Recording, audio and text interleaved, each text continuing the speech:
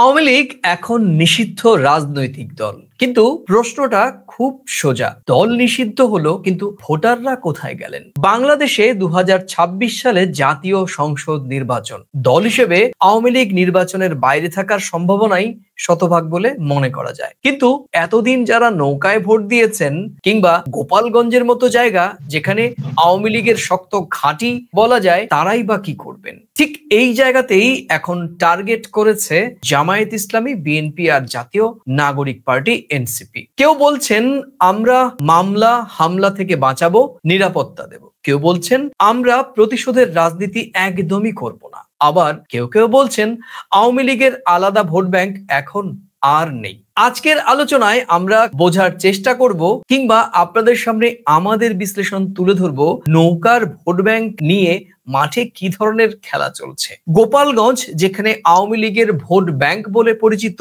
সেখানের চিত্র কি বার্তা দিচ্ছে, আর শেষ পর্যন্ত আওয়ামী লীগের কট্টর ভোটাররাই কি করতে পারেন। চলুন আজকের বিশ্লেষণ শুরু করা যাক। প্রিয় দর্শক, প্রতিদিনকার মতো আজকেও আমার সঙ্গী আলোচক বিশ্লেষক, প্রথম কলকাতার ডেপুটি এডিটর, আমার বন্ধু পরমাশিস খোসরায়। পরমাশিস, তোমাকে প্রথম কলকাতা স্ক্রিনে স্বাগত। প্রশ্নটা খুব সোজা। আওয়ামী লীগ দেশে নেই, কিন্তু সেই দলটির কোটি কোটি ভোটার রয়েছেন। কিভাবে এই ভোট সুইং হবে? দেখো, এখানে এটা তোমাকে বোঝাই, এইভাবে বোঝালে ভালো বুঝবে। আমার এরকম ভাবে বলতে ইচ্ছা করছে, স্বামী স্ত্রীর বিচ্ছেদ হয়ে গেলে বাচ্চা নাবালক থাকে যখন, তখন কোর্ট বিবেচনা দেয় যে বাচ্চা মায়ের কাছে থাকবে। বাচ্চা যখন 18 বছর হয়ে যাবে, সাবালক হবে, সাবালক হওয়ার পর তার নিজস্ব চিন্তাধারা, সে কোথায় থাকবে সেই সিদ্ধান্ত সে নেবে। আমার এখানে বলার বিষয়, যারা ভোট ব্যাংকের মানে লোক, যারা ভোটটা দেবে, তারা তো নাবালক নয়, তারা তো সকলে সাবালক। তারা বুঝেই দেবেন যে তাদের ভোট কোথায় যাওয়া উচিত। বাংলাদেশের আওয়ামী লীগের ভোটার যারা ছিলেন, তারা হয়তো দল করতো না, আওয়ামী লীগকে সমর্থন করতো। এখন আওয়ামী লীগ নেই, সেই ভোট কোন দিকে যাবে? সেই সাবালক ভোটাররা মনে করবে তারা যে দলের কাছে নিরাপদ, সেদিকেই সেই ভোটটা যাবে। এটা রাজনৈতিক নেতারা যারা ভোটের সামনে ময়দানে নামবেন, তারা নানা রকম প্রতিশ্রুতি দেবেন, অনেক কিছু বলবেন। তাদের বায়োডাটা, তাদের রেজিউম, তাদের রাজনৈতিক চলা বাংলাদেশের মানুষ দেখেছে। একদমই। আমার মনে হয় আরেকটু গভীর থেকে আমরা একটু বিশ্লেষণ শুরু করি। তোমার এই কথার মাঝে আরেকবার বলে দিই যে বাংলাদেশের ভোটাররা সাবালক তো, নাবালক তো নয়। সাবালক মানুষ, বাংলাদেশের সাবালক মানুষ কোন দিকে যেতে পারে, কি করতে পারে, সেটা বাংলাদেশের রাজনৈতিক নেতারা খুব ভালো জানেন। আরেকটা যেটা বিষয়, ভোটটা পাওয়ার ক্ষেত্রে যে যাই মঞ্চে কথা বলুক, সাবালক ভোটাররা বুঝে নেবে যে কাদের প্রতি তারা আস্থা রাখছে, কারা এখন তাদের রাজনৈতিক দলগুলোর উচিত দায়িত্বশীল ভাবে গণতান্ত্রিক প্রক্রিয়াকে সুষ্ঠুভাবে করার জন্য, তারা যাতে সেই গণতান্ত্রিক উৎসবে সামিল হওয়ার জন্য যে দায়িত্বশীল কর্মসূচি তাদের নেওয়ার, সেটা যদি নেয়, সেটা কিন্তু বাংলাদেশের সাবালক ভোটাররা ভালো করেই পরখ করে নিচ্ছে, করে নিয়েই তাদের ভোট কোন দিকে দেবে, তারা নিশ্চিন্ত ভাবেই সেই ভোট তাদের দিকে যাবে। একদমই। এই ভোট, আওয়ামী লীগের ভোট ব্যাংক কোন দিকে যাবে, কোন দল কি ভাবছেন, এই বিষয়ে আমরা নিশ্চয়ই একেবারে ধরে ধরে পয়েন্ট টু পয়েন্ট বিশ্লেষণ করব। এনসিপি নেতৃত্ব কি বলছেন, বিএনপি নেতৃত্ব কি বলছেন, কিংবা জামায়াত ইসলামী নেতৃত্ব, তারাই বা কিভাবে আওয়ামী লীগের এই ভোট ব্যাংকে নিজেদের কাতারে আনার চেষ্টা করছেন। কিন্তু পরমাশিস, তার আগে বরং আমরা একটু প্রেক্ষাপট, কেন এই আওয়ামী লীগের ভোট গুরুত্বপূর্ণ বলে মনে করা হচ্ছে, একটু প্রেক্ষাপটটা একটু দর্শকদের সামনে তুলে ধরার চেষ্টা করছি। বাংলাদেশের রাজনীতিতে আমরা এতদিন যা দেখেছি তা হলো আওয়ামী লীগ বনাম বিএনপি। বহু বছর ধরেই জাতীয় নির্বাচনে আওয়ামী লীগ একটা বড় ভোট ব্যাংক ধরে রেখেছে, সেটা সন্দেহাতীত ভাবে। গ্রামাঞ্চল, শহর, হিন্দু, সংখ্যালঘু, সরকারি, সুবিধাভোগী শ্রেণী সব মিলিয়ে নৌকার প্রতীকের একটা নির্দিষ্ট ভোট বরাবরই ছিল। এখন এই দলটির রাজনৈতিক কর্মকাণ্ড পুরোপুরি নিষিদ্ধ হওয়ায় আওয়ামী লীগের পক্ষে নির্বাচনে দাঁড়ানো একেবারেই অনিশ্চিত। তবে বাস্তবতা, ভোটাররা তো হাওয়া হয়ে যায়নি বা হাওয়ায় মিলিয়েও যায়নি। যে মানুষটি 10-15 বছর ধরে নৌকায় ভোট দিয়েছেন, তিনি তো হঠাৎ করে জামায়াতের সমর্থক, বিএনপির সমর্থক বা এনসিপির সমর্থক হয়ে উঠবেন না। এই প্রশ্নের উত্তরই তো খুঁজছে বাংলাদেশের রাজনীতি। তুমি কিভাবে দেখছো বিষয়টি?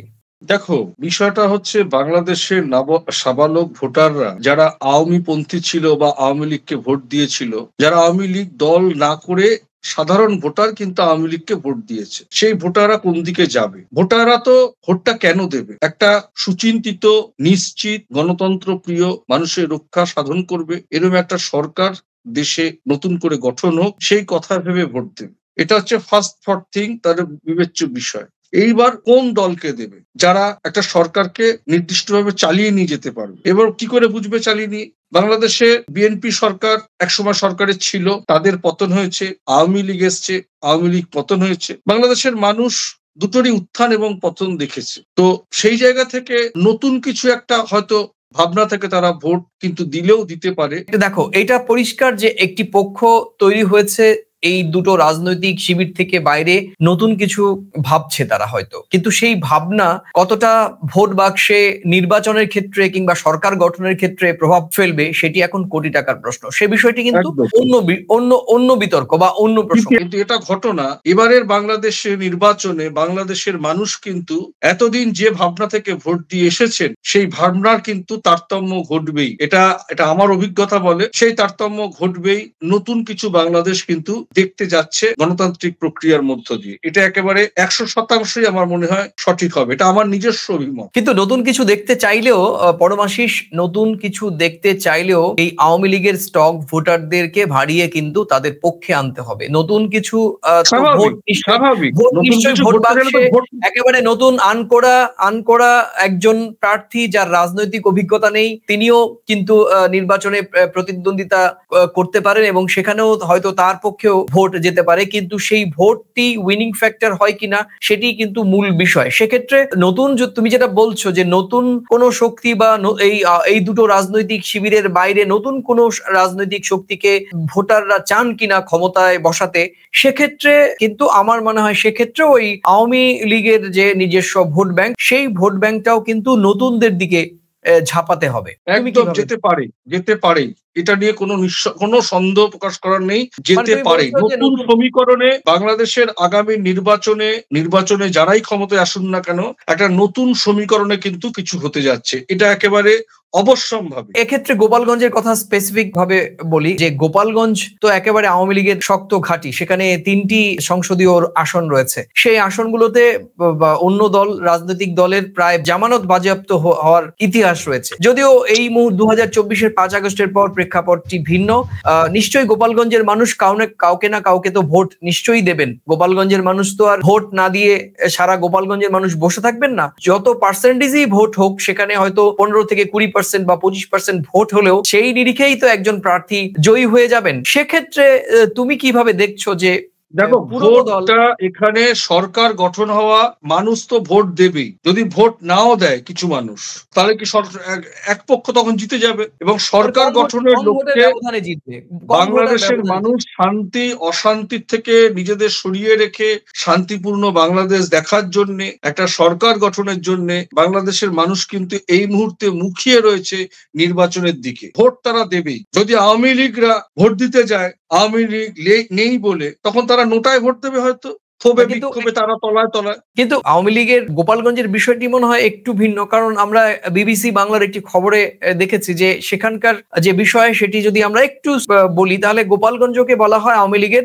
শক্তিশালী ঘাঁটি। 3টি আসনে বরাবরই নৌকার প্রার্থীরা বিপুল ভোটে জিতেছেন। অনেক সময় বিরোধীদের জামানত পর্যন্ত বাজেয়াপ্ত হয়েছে। কিন্তু এই গোপালগঞ্জেই এবার 3টি আসনে প্রার্থী দিয়েছে জামায়াত ইসলামী। গোপালগঞ্জ 2 আসনের মাঠে আছেন জামায়াতের প্রার্থী আজমল হোসেন সর্দার। বিবিসি বাংলা তাকে প্রশ্ন করেছিল যে এটা কিভাবে সামলাবেন, কারণ আওয়ামী লীগের একেবারে শক্ত ঘাঁটি বলে পরিচিত গোপালগঞ্জ। তো তিনি বলেছেন যে আমরা এই স্থানীয় ভোটারদের কনভিন্স করার চেষ্টা করছি বিভিন্নভাবে। আমাদের মতাদর্শকে, আমাদের লক্ষ্য সরকার একটা সুশাসন প্রতিষ্ঠা করার জন্য সরকার গড়তে চাইছে, সেই বিষয়টি স্থানীয় গোপালগঞ্জের মানুষকে তারা বোঝাতে চেষ্টা করছেন এবং তিনি বিশ্বাস করছেন যে অনেকেই নৌকায় নেই তাই বলে তারা ভোট দেবেন না এমন নয়, তারা অনেকেই হয়তো ভোট দেবেন।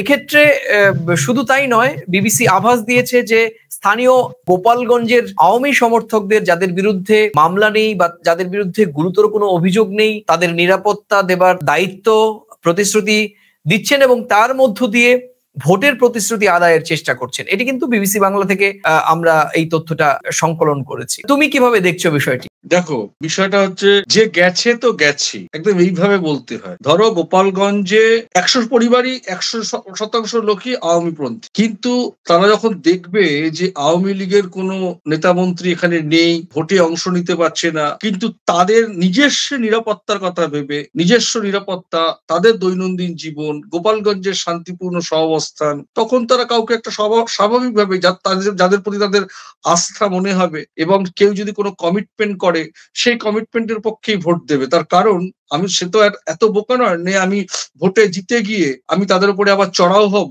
তাহলে তো বাংলাদেশে দেখছোই কি হয়, বিক্ষোভ মহাবিক্ষোভে গণবিক্ষোভে পরিণত হয়। পাল্টি খাওয়ার কোনো জায়গা নেই। একটা জায়গায় তারা আস্থা রাখবে এবং আস্থা রেখেই ভোটটা দেবে, এবং তাদেরও তো সেখানকার মানুষকেও তো নিরাপদে থাকতে হবে। তো স্বাভাবিকভাবেই ভোট সুইং হয়ে যায়, সেটা কোনো কথা না। দেখো, শুধু জামায়াত ইসলামী নয়, এই আসনে বিএনপি প্রার্থীও প্রায় একই রকম কথা বলছেন। এই গোপালগঞ্জ 2 আসনের বিএনপি প্রার্থী KM বাবর, তিনি বলছেন যে আমরা প্রতিশোধের রাজনীতি করব না, মিথ্যে মামলাও করব না, ভালোবাসা দিয়ে মানুষের মন জয় করব। এক কথায় গোপালগঞ্জের জামায়াত আর বিএনপি দুদলই নৌকার ভোটারদের কাছে নিজেদের নিরাপদ বিকল্প হিসেবে তুলে ধরার জন্য মরিয়া চেষ্টা চালাতে শুরু করেছেন। কারণ এখন তো ভোটটা বড় বান্ধব, সবাই কমিটমেন্ট দেবে, প্রতিশ্রুতি দেবে, নিরাপত্তা দেওয়ার কথা বলবে, এবং মানুষ যারা ভোট দেবেন, সাবালক ভোটার, যাদের ভোট দেওয়ার মানে অভিজ্ঞতা আছে, দীর্ঘ 25 বছর বাংলাদেশ দেখার অভিজ্ঞতা আছে, এবার তারাও বিবেচনা করবে যে কারা প্রতিশ্রুতি রাখে আর কারা প্রতিশ্রুতি রাখে না। সেই পাল্লাটাও কিন্তু খুব নিপুণভাবে মাপজোক করেই তারা ভোটটা দেবে, এবং স্বাভাবিকভাবে শান্তিপূর্ণ সহাবস্থানের জন্য সুচিন্তিত সরকার, নিশ্চিন্তের সরকার গঠনের জন্য বাংলাদেশের মানুষ যাদেরকে সত্যিকারের ভোট দেবে, অভিজ্ঞতা দেখেই এবারে ভোট দেওয়াটা খুব কিন্তু ভেবে লোকে ভোটটা দেবে। এটাও তুমি কিছুক্ষণ আগে বলছিলে যে আওয়ামী লীগ এবং বিএনপি দুটো রাজনৈতিক শক্তিকেই বাংলাদেশের মানুষ দেখেছেন। এবার অনেকেই হয়তো নতুন কিছু ভাবতে শুরু করেছেন। নতুন কিছু যে ভাবছেন, এই ভাবনার প্রথম সারিতে আসার কথা বা মনে করা হয় যে গণ অভ্যুত্থানের নেতৃত্ব দানকারী ছাত্রদের যে রাজনৈতিক যে সংগঠন এনসিপি, তাদের কথাকেই সাধারণভাবে আমরা নতুন বলতে ইঙ্গিত বহন করে। আমি যদি ভুল না করে থাকি, এনসিপির এক সিনিয়র নেতা আরিফুল ইসলাম আবিদ বলছেন আওয়ামী লীগের আলাদা কোনো বড় ভোট ব্যাংক এখন আর নেই। তিনি দাবি করছেন যে নৌকার ভোট কমে 10% নিচে চলে গিয়েছে। যদিও এই দাবিটি ভীষণ অদ্ভুত বলে আমার কাছে মনে হচ্ছে, কারণ বাস্তবতার সঙ্গে এই দাবি কতটা মিলে যাচ্ছে সেটি আমার কাছে আমার বিশ্লেষণে আসছে না। কারণ ভোটার আর রাজনীতি দুটো আলাদা জিনিস। ভোটার একটি আদর্শগত জায়গা থেকে হয়েছে, কিছু ভোট তো অবশ্যই কমবে, নিঃসন্দেহে কিছু ভোট কমবে, কিন্তু যারা আওয়ামী লীগের একেবারে কোর ভোটার, সেই কোর ভোটারদের মধ্যে 10% নেমে এসেছে কোর ভোটার 100%-এর মধ্যে। এইটা কোথাও গিয়ে আমার জায়গা থেকে কোথাও গিয়ে বেখাপ্পা মনে হচ্ছে। এনসিপি অবশ্য আরেকটা কথা বলছে, তারা বলছেন যে গণ অভ্যুত্থানের সময় অনেক সাবেক ছাত্রলীগ কর্মী, অনেক তরুণ যারা আগে আওয়ামী লীগের সঙ্গে ছিলেন, তারা নাকি মাঠে নেমে তাদের সঙ্গে আন্দোলনে যোগ দিয়েছিলেন। শুধু তাই নয় পরমাশিস, তাদের ক্যালকুলেশন হচ্ছে, অর্থাৎ এনসিপির ক্যালকুলেশন হচ্ছে ছাত্রলীগ, ছাত্র শিবির, ছাত্র ইউনিয়ন, ছাত্র অধিকার, নানা ব্যাকগ্রাউন্ড থেকে আসা তরুণদের নিয়ে একটা নতুন নেতৃত্ব তৈরি হয়েছে। আর এই নেতৃত্বের প্রভাবেই অনেক ভোটার নতুন করে ভাবতে শুরু করেছেন কাকে ভোট দেবেন এবং কোন পথে দেশকে তারা নিয়ে যাবেন। তুমি যে ইঙ্গিত দিচ্ছ, সেই ইঙ্গিতের সঙ্গে কিছুটা মিলছে কি? একদমই, যেটা 10% বলেছে যে এনসিপির যে সিনিয়র ছাত্র নেতা, তার সঙ্গে আমি সম্পূর্ণ সহমত। মানে বাংলাদেশে যতটুকু খোঁজ খবর রাখছি, বাংলাদেশের নতুন প্রজন্ম আওয়ামী লীগকে এখন আর চাইছে না। আমি তোমাকে একটা উদাহরণ দিয়ে বলি। আমার বাবারা কলেজ লাইফে ধুতি পড়তো, আমরা কি কলেজ লাইফে ধুতি পড়িনি তো। পরিবর্তন হয়, মানসিকতারও পরিবর্তন হয়। এবং 10% ভোটার, ও তো জেনারেলাইজ ভোটার বলেছে, যারা দলটা করতো, দলের পদে ছিল, তাদের তো বলেনি, জেনারেলাইজ ভোটার। এবং এটা আরো প্রমাণিত হয়ে যেত 10% ভোট পায় কিনা আওয়ামী লীগ। দেখো, ভোট একটা আদর্শগত জায়গা থেকে হয়। মানে ধরো বিএনপি কে যারা ভোট দেন, একটা কোর ভোটার, আমি বলছি যে কোর ভোটারের সংখ্যা, দলীয় ভোটার প্যাশন থেকে হয়। দলীয় ভোটার কিন্তু প্যাশন থেকে হয়, আবেগ থেকে হয়, আদর্শগত দিক দিক থেকে হয়, সাধারণ ভোটার কিন্তু তা না, কেমন যেমন কাজ তেমন ফল। এবার গায়ের জোয়ারি করে ভোট নিলে আলাদা ব্যাপার। সাধারণ ভোটারদের কথা আসছে না পরমাশিস, এখানে আওয়ামী লীগের ভোট ব্যাংক, আওয়ামী লীগের কোর ভোটারদের কথাই এসছে। ধরো আওয়ামী লীগের যে ভোটার মানে আওয়ামী লীগ সমর্থিত ভোটার, সেটা 10% নেমে আসা কোনো স্বাভাবিক না। কেন বাপ তো নাই, পোলাপাইনরা কি করবে অনাথ হয়ে? তাদের তো বাঁচতে হবে, নিরাপত্তা পেতে হবে তো। বেশ, এবার জামায়াত ইসলামের কথায় আসা যাক। জামায়াত ইসলামী কিন্তু ভোটের বাজারে তাদের কৌশল নিয়ে রীতিমতো চর্চিত বা আলোচিত হচ্ছে। তারা বিভিন্ন রকমের কৌশল অবলম্বন করছেন এবং অনেক ক্ষেত্রে তারা সফট, বাকি দুটো রাজনৈতিক শিবির বিএনপি এবং আওয়ামী লীগ যে পন্থায় রাজনীতিটা করে, তারা খানিকটা বিকল্প পন্থায় রাজনীতি করে একটা বাংলাদেশের সাধারণ মানুষের মধ্যে প্রভাব বিস্তার করার চেষ্টা করছে। এবং সেক্ষেত্রে বাংলাদেশে তুমি জানো যে হিন্দু সম্প্রদায়ের মানুষকে একেবারে সুনির্দিষ্টভাবে আওয়ামী লীগের ভোট ব্যাংক হিসেবে একেবারে নির্ধারণ করা হয়। যারা আওয়ামী লীগকে ভোট দেন না তাদের একটি অংশ বিএনপি না হলে বামপন্থীদের ভোট দেন, সেটি একেবারেই পরিষ্কার। কিন্তু এখানে অত্যন্ত তাৎপর্যপূর্ণ বিষয়, জামায়াত ইসলামী অনেকদিন ধরেই বাংলাদেশের রাজনীতিতে এই যখন 2024-এর 5 আগস্ট পর থেকে তাদের উত্থান শুরু হয়, তখন থেকে কিন্তু বাংলাদেশের এই সংখ্যালঘু সম্প্রদায়ের ওপর, বাংলাদেশের অবশ্য যদিও সংখ্যালঘু বলে আর এখন অনেকে মানছেন না, বাংলাদেশি হিন্দুদের ওপর তারা কিন্তু একটা ইতিবাচক প্রভাব বিস্তার করার চেষ্টা করছেন। এক্ষেত্রে জামায়াতের সেক্রেটারি জেনারেল মিয়া গোলাম পাওয়ার বলেছেন যে সাধারণ আওয়ামী ভোটার অপরাধী নন, অর্থাৎ যারা সাধারণ আওয়ামী লীগকে সমর্থন করে ভোট দিতেন তারা অপরাধী নন, অপরাধ করলে নেতৃত্ব করেছেন, অর্থাৎ আওয়ামী লীগের শীর্ষ নেতা নেত্রী যারা ক্ষমতায় ছিলেন তারাই করেছেন, কোর ভোটাররা নিশ্চয়ই অপরাধী নন। অপরাধ এই বিষয়টি তারা মাথায় রেখে এগোচ্ছেন। তিনি আরো বলছেন যে কেউ সন্ত্রাসী না হলে, কোনো বড় অপরাধে জড়িয়ে না থাকলে তার রাজনৈতিক মত বদলানোর অধিকারও রয়েছে। এখানে পরমাশিস জামায়াত ইসলামের পরিষ্কার একটি বার্তা, আমরা মনে করছি একটি বার্তা দিতে চেয়েছে, সেটি আমি একটু উল্লেখ করছি যে অর্থাৎ আওয়ামী লীগের কোর ভোটার, তোমরা যারা আগে আওয়ামী লীগের ভোট দিয়েছো, সারা জীবন অপরাধী থাকতে হবে না তোমাদের, তোমরা এখন আমাদেরও হতে পারো। অর্থাৎ আওয়ামী লীগকে যারা ভোট দিয়েছো, তোমরা যদি অপরাধী না হয়ে থাকো, এখন ভোটটা জামায়াত ইসলামীকে দিতে পারো। একই সঙ্গে হিন্দু ভোট নিয়েও তৎপরতা দেখা যাচ্ছে তাদের মধ্যে। নিজেদের এলাকায় সনাতন ধর্মাবলম্বীদের নিয়ে বড় সমাবেশ করছেন জামায়াত ইসলামী নেতৃত্ব। সরাসরি সংখ্যালঘুদের কাছে পৌঁছানোর চেষ্টা ইতিমধ্যেই শুরু হয়ে গিয়েছে। সবই দেখাচ্ছে জামায়াত শুধু আদর্শ নয়, পুরো পরিষ্কার ভোটের হিসেব কষেই এগোচ্ছে। তুমি কিভাবে দেখছো? যা করছে সেটা তো একদম 100% ঠিক, এবং 100 শুধু এইটুকু বলেই ছেড়ে দেবো না, এটাই তো রাজনীতি, এটাই তো ভোট নেওয়ার কৌশল। বাংলাদেশি যারা হিন্দু পরিবার রয়েছে, তাদেরকে যারা নিরাপত্তা দেওয়ার কথা বলবে, তাদের ধর্মকে যারা প্রায়োরিটি দেবে, যারা ভোটটা দেবে, তারা তো দেখবে যে আওয়ামী লীগ যে ভাবে আমাদের কথা বলতো, যেভাবে ভোট নিয়েছে, এরা সে কথাটাই বলছে, এরাই আমাদের এখন নিরাপত্তা দেবে, আওয়ামী লীগ তো নেই, তাহলে সেই ভোটটা তাহলে কোথায় যাবে? এই কমিটমেন্ট, এই প্রতিশ্রুতি যারা দেবে তাদের দিকেই তো ভোটটা যায়। এটাই তো স্বাভাবিক নিয়ম, বেনিয়ম তো কিছু না। আর স্বাভাবিকভাবে এখন রাজনীতির ময়দানে ভোট নেওয়ার জন্য সকলেই মানুষের মন কেনার চেষ্টা করবে, কথা দিয়ে হোক, প্রতিশ্রুতি দিয়ে হোক। আর যারা পুরনো রাজনীতিবিদ বাংলাদেশের, তারা মানে আমি যেটা বলছি, জামাত শিবির, বামপন্থী দলগুলো, বিএনপি, এরা বাংলাদেশের মানে এরা যদি প্রত্যেকে একটা প্যাথোলজিস্ট হয়, বাংলাদেশের মানুষের মন বা প্যাথোলজিক্যাল দিক মানে যেটাকে বলে সাইকোলজি, তারা অনেকটা বোঝেন, জানেন কি করলে কি হবে।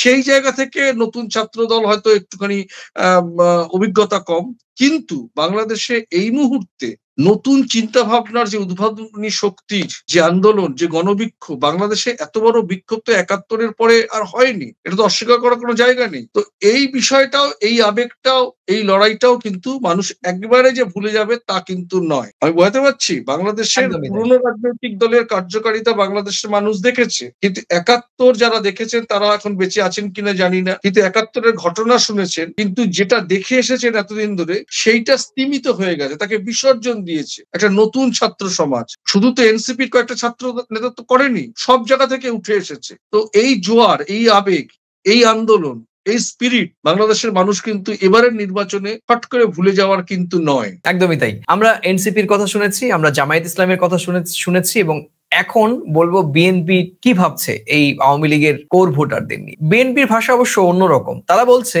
আগামীর বাংলাদেশ হবে সবার। আমরা, অর্থাৎ বিএনপির বক্তব্য, আমরা প্রতিশোধের রাজনীতি আর চাই না, আমরা দল মত ধর্ম নির্বিশেষে রাজনীতি করব।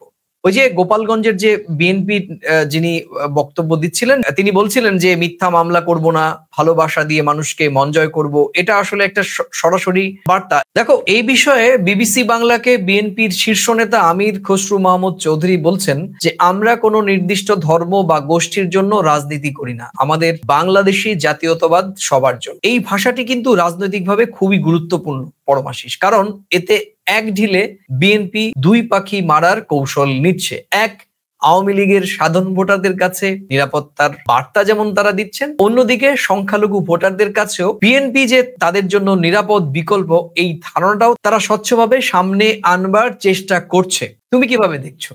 দেখো, বিএনপির কথাটা সবচেয়ে বেশি গুরুত্ব দিয়ে দেখার বিষয়। বাংলাদেশের মানুষ এটা দেখবে, যারা একবার রাজার আসনে বসেছিল তারা পরবর্তীতে প্রজার আসনেও থাকতে পারে। হয়তো তারা নিষিদ্ধ হয়নি, তাদের দল নিষিদ্ধ হয়নি, কিন্তু তারা নির্বাচনেও দাঁড়াতে পারে। এত প্রেসারে বা এত চাপে তারা ছিল।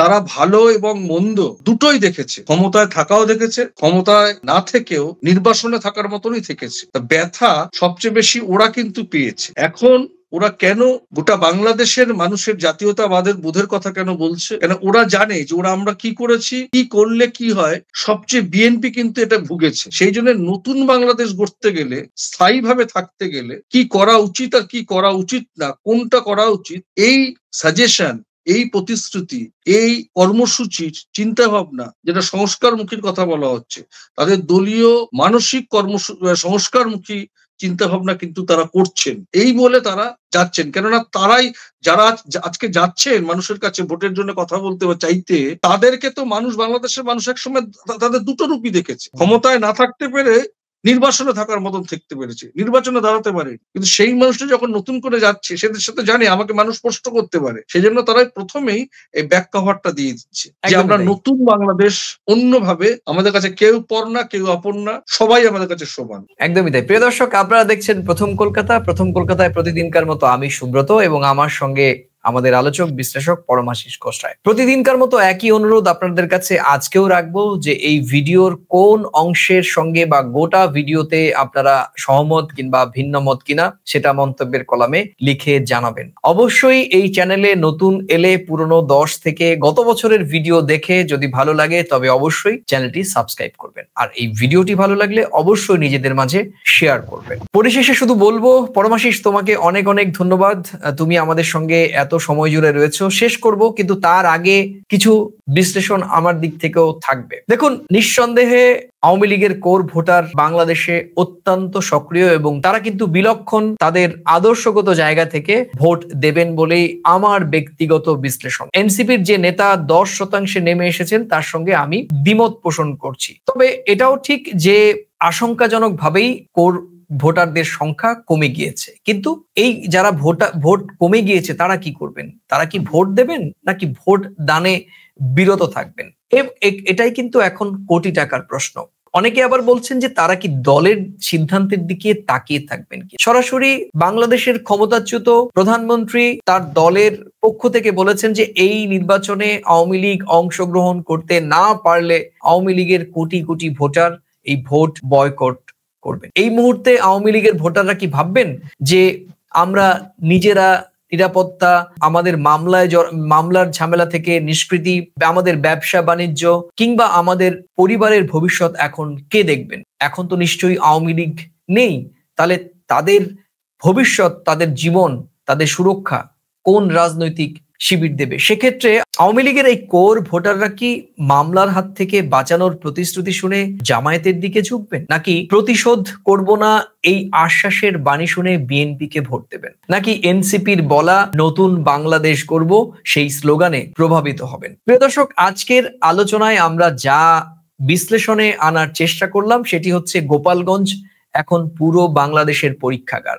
এখানে নৌকার ভোট নিয়ে যে লড়াই শুরু হয়েছে সেটাই আগামীর দিনগুলোতে অন্য জেলাতেই ধীরে ধীরে ছড়িয়ে পড়বে। শেষ পর্যন্ত সিদ্ধান্ত নেবেন মানুষ। কিন্তু রাজনৈতিক দলগুলো আওয়ামী ভোট ব্যাংক নিয়ে খুব পরিকল্পিতভাবে খেলা শুরু করেছে। তাই আওয়ামী লীগের ভোট ব্যাংক এখন বাংলাদেশের জাতীয় রাজনীতিতে একটি বড় টার্গেট। জামায়াত ইসলামী, বিএনপি, এনসিপি এই তিনটি রাজনৈতিক শিবির থেকেই ভোট টানার মরিয়া চেষ্টা শুরু হয়েছে। কিন্তু সেই ভোটাররা একদিন যারা নৌকোয় ভোট দিয়েছিলেন, চিরজীবন ওই খাটেই তারা বাধা থাকবেন, এই ধারণা এখন অনেকটাই ভেঙে যাচ্ছে। 2026 সালে নির্বাচনের আগে এটা আরো পরিষ্কার হয়ে যাবে কারা এই ভোট ব্যাংকে নিজের পক্ষে টানতে পারলেন, আর কেই বা শুধুমাত্র কথার ফুলঝুরি ফোটালেন। আর এই বিষয়ে আপনাদের কি মত, সেই মতামতও লিখে জানাতে ভুলবেন না। তাহলে আজকে এ পর্যন্তই, আবার দেখা হবে নতুন কোনো বিষয় নিয়ে। ততক্ষণ ভালো থাকুন, সুস্থ থাকুন এবং সবাই নিরাপদে থাকুন। নমস্কার। নমস্কার।